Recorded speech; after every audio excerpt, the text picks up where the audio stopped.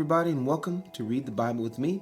I'm Stan, and today we're looking at chapter 30 of the book of Isaiah. So glad that you've joined us. If you're new here, click the subscribe button and turn on your notification bell. We are a Bible reading club. We read the Bible every single day, one chapter a day. We've been doing that going on 3 years now with a lovely group of people, a beautiful community. And so if you'd like to join it, click the subscribe button and turn on your notification bell to do that. If you're a Bible Club member, thank you so much for being a part of this ministry and for supporting the ministry with that $10 a month. We could not send Bibles and buy them and send them and support missionaries in the mission field without your donation. So thank you for allowing us to do that and be a ministry of helps to other ministries. If you are a Bible Club member, go ahead and like this video and leave a white flag below. Let's look at chapter 30 together. It says, stubborn children, declares the Lord, who carry out a plan, but not mine, and who make an alliance, but not of my spirit, that they may add sin to sin. He's talking about Jerusalem running to be friends with Egypt. And it's so many things wrong with this. Egypt was a godless country. They're putting their trust in this other godless country. They're putting their trust in Pharaoh. They're putting their hope in this other country instead of in God. And God is offended by it. He's like, everything I've done for you, you're still going to run to a godless country for protection from your enemies. And also the Lord tells them they always misuse you. They take advantage of you. Egypt always took advantage of Jerusalem, or these greater countries always take advantage of smaller countries. They're not just feeling like they want to help. They're trying to gain some influence, take some territory, do something for themselves as well. So the Lord's trying to warn them of that. He said, who set out to go down to Egypt without asking for my direction? Take refuge in the protection of Pharaoh, and to seek shelter in the shadow of Egypt. Therefore shall the protection of Pharaoh turn to your shame, and the shelter of the shadow of Egypt to your humiliation. During the time when Trump got elected president, I had to talk to other Christians that had their trust in the government. And I told them, they were like, well, how could this happen? I'm like, it's a godless country. Of course it can happen. And then when Biden got elected, I had to talk to the other side of the Christians and calm them down. They said, how could this happen? He's a God. I said, it's a godless country we're living in. It's going to happen. And let me tell you something. Here's a secret. It's going to happen again. So you have to be very careful not to put your trust even in your own government, in your own country.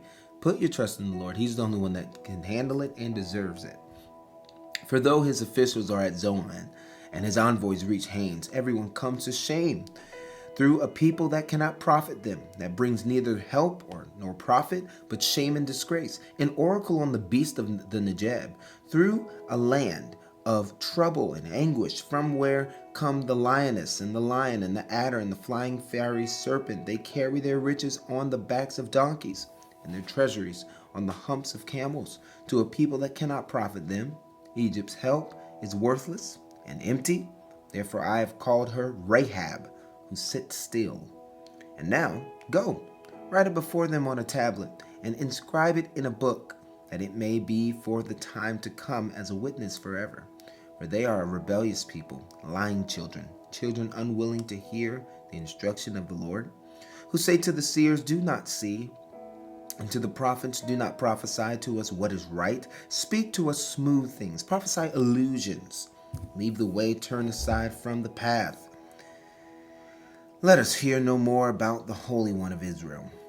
Therefore thus says the Holy One of Israel, because you despise this word, and trust in oppression and perverseness, and rely on them, therefore this iniquity shall be to you like a breach in a high wall, built, bulging out, and about to collapse, whose breaking comes suddenly in an instant, and its breaking is like that of the potter's vessel, that is smashed so ruthlessly that among its fragments not a shard is found, with which to take fire from the hearth, or to dip up water out of the cistern. For thus says the Lord God, the Holy One of Israel, in returning and rest you shall be saved. In quietness and in trust you shall be your strength. But you were unwilling, and you said, no, we will flee upon horses, therefore you shall flee away. And we will ride upon swift steeds, therefore your pursuers will be swift. 1,000 shall flee at the threat of one, and at the threat of 5 you shall flee, till you are left like a flagstaff on top of a mountain, like a signal on a hill. Therefore the Lord waits to be gracious to you, and therefore he exalts himself to show mercy to you. For the Lord is a God of justice. Blessed are all those who wait for him. For a people shall dwell in Zion, in Jerusalem. You shall weep no more. He will surely be gracious to you at the sound of your cry. As soon as he hears it, he answers you. And though the Lord give you the bread of adversity and the water of affliction, yet your teacher will not hide himself any more, but your eyes shall see your teacher, and your ears shall hear a word behind you, saying, This is the way, walk in it. When you turn to the right or when you turn to the left, then you will defile your carved idols overlaid with silver and your gold-plated metal images. You will scatter them as unclean things.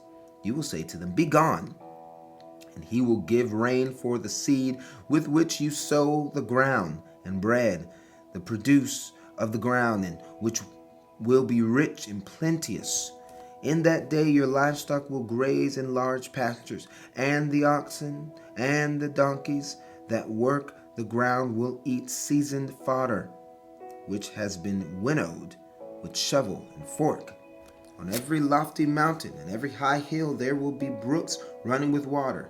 In that day of the great slaughter, when the towers fall, moreover, the light of the moon will be as the light of the sun, and the light of the sun will be sevenfold, and as the light of 7 days, in the day when the Lord binds up the brokenness of his people and heals the wounds inflicted by his blow, those wounds inflicted by God's blow.